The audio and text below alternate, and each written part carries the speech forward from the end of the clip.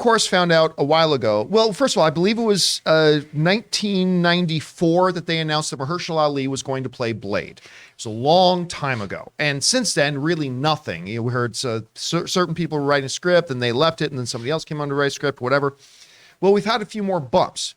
Now, we've apparently had a November 2023 release date, but that has been called into question because, according to certain reports, the script is an absolute mess. Mahershala Ali is not happy, and they just lost their director. Now, whether he was lost or fired or whatever, they don't have a director anymore.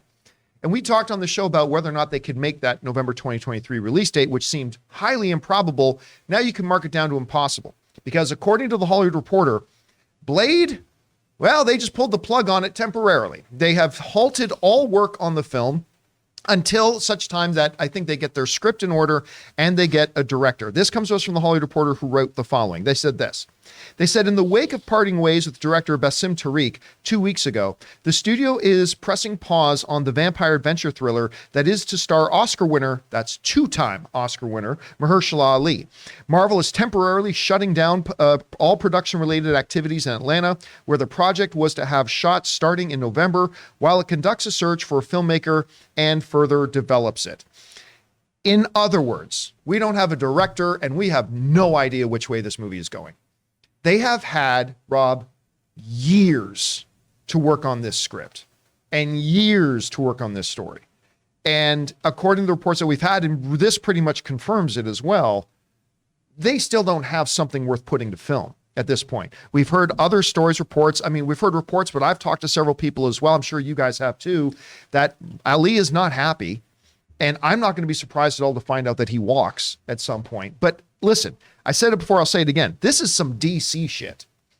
And this is some Lucasfilm kind of stuff. This is not the sort of thing we are accustomed to seeing in Marvel. And, you know, I've speculated before, based on nothing, but speculated before, that this is yet just another symptom of Kevin Feige being stretched far too thin. Because I think when they had fewer projects going, I don't think Kevin Feige ever would have allowed this sort of a situation to develop to get to the point where it is now. That being said, Rob, it's now official. They're put in pause. They've halted all production development, all that kind of stuff. What stands out to you in all this? Well, I'm very disappointed. First of all, Mahershala Ali, could there be a better actor to play Blade right now? No. Some might say Wesley Snipes. I would say Mahershala's even better. Already done it three times. Yeah, he's done it. Mahershala Ali was going to be my Blade. No, Wesley Snipes was my Blade too. But I was so excited for this. I mean, here's my problem. I really think that they don't, as you know, I say that everything is made better with the application of ninjas. Yes. Right underneath that is the application of great vampires. And you give me ninjas and vampires, I'm done. But here's the thing. I think they really don't quite have a grasp on how the supernatural is going to fit within the MCU. I think if I were to guess, that would be the big holdup. Because, you know, what was so interesting about the first Blade movie that Stephen Norrington directed was it was really interesting because the first opening scene introduces you to the idea that there is an entire underground realm. You're talking about the blood rave? The vampires exist. I mean, they're in corporate towers. They throw blood raves. There's hundreds of vampires living in New York City. We just don't know it. How do they work that in? I mean, we heard Mahershala Ali's voice at the end of the Eternals, you know, with the cursed blade, and I just think that they probably don't yet quite have a handle script-wise on what it is they want to do. They probably have his story worked out, but how does it caress into the rest of the MCU? And like you said, they've had 3 years to figure this out. And I think they probably kept putting it on the back burner because Blade is not at the forefront of their superhero characters. And it's probably been, you know, one of those things that kept getting pushed down the line. And I think this is the result, and I'm bummed out, dude. Christian, I mean, it's not unusual to find out a director leaves. It's not terribly unusual to find out a movie gets bumped a little bit. But other than very early in the days of Edgar Wright leaving Ant-Man, Patty Jenkins also left. That one wasn't quite as high profile. It was a little bit earlier in its development. So we're not really accustomed, like 30 films in at this point.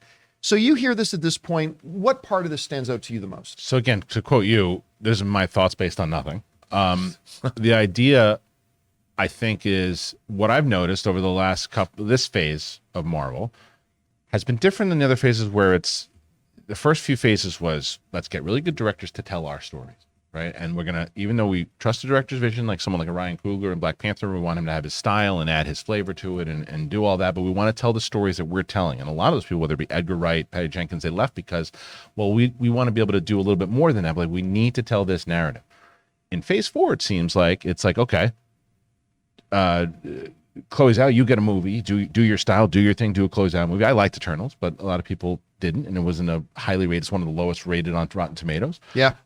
Doctor Strange, Multiverse of Madness, whether you liked it or not, you can't argue that as a Sam Raimi movie, hands down. Oh yeah, definitively. And Taika Waititi's last movie is a Taika Waititi movie said out of the mouth of Kevin Feige alone when he was at the premiere. They asked him like, hey, so every one of your movies has a genre, whether it's a crime thriller, what's this? He goes, this is a Taika movie. I was like, uh-oh, right? And that's what they've been doing. So, and I like Taika Waititi, but that's what they're doing. I think that Kevin Feige's like, we gotta go back to what we were doing.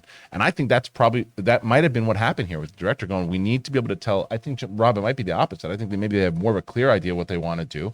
And maybe Mahershala Ali and the director had a different idea, and we're starting to see that type of thing that happened with Edgar Wright. And maybe those type of, I think they need to get back to the way that they were doing it, because by just giving out the styles and letting them, it becomes messy, and that's what Lucasfilm does wrong all of the time. Yeah, and I agree with you. And it's going to be difficult though, because back in the day when they had fewer projects coming out every year, it was a little bit easier to have quality control over a lot more. It's a little more difficult now with Kevin Feige stretched so thin. So it's going to be interesting to see how this goes, which is really too bad, because when they brought out Mahershala Ali, oh man, 2-time Academy Award winner, to this, I mean, we all lost our minds, and to still be sitting here years later, no closer to a starting date, it's frustrating as a fan. And again, I know there's a lot of other fandoms. Star Wars fandoms are like, yeah, welcome to the club. DC fandoms are like, yeah, welcome to the club. But it's not something Marvel fandom is used to. Question is for you guys. What do you think about this? The film is not canceled, but they've kind of canceled all the work on it until they can get this house in order. How long do you think it'll be? I think we all agree that November 2023 release date is a myth. Highly unlikely. Highly 1%. Or less at this point. Question is, what do you guys think about this? Jump down to the comment section below and let us know your thoughts. Guys, we want to take a second to thank the sponsor of this video, Mint Mobile. Mint Mobile offers premium wireless starting at just $15 a month. And now for the plot twist. I'm just kidding. There isn't one. Mint Mobile just has premium wireless from $15 a month. There's no trapping you into a 2-year contract or opening the bill to find all these crazy fees. There's no luring you in with free subscriptions to streaming services that you'll forget to cancel and be charged full price for. With my old wireless provider, every month when I opened the bill, it was like playing roulette. I never knew how big the bill was going to be, and it always seemed to get bigger. With Mint Mobile, it's totally different. I know exactly how little I'm paying every month, and there's never any surprises. Mint Mobile gives you the best rate whether you're buying for one or a family. And at Mint Mobile, families start at just 2 lines. All plans come with unlimited talk and text plus high-speed data delivered on the nation's largest 5G network. And guys, you get to use your own phone with any Mint Mobile plan and keep your same phone number along with all your existing contacts. So transferring over couldn't be easier. So to get premium wireless from just $15 a month and no unexpected plot twists, go to mintmobile.com/Campea. That's mintmobile.com/Campea. You'll make your wallet very happy at mintmobile.com/Campea.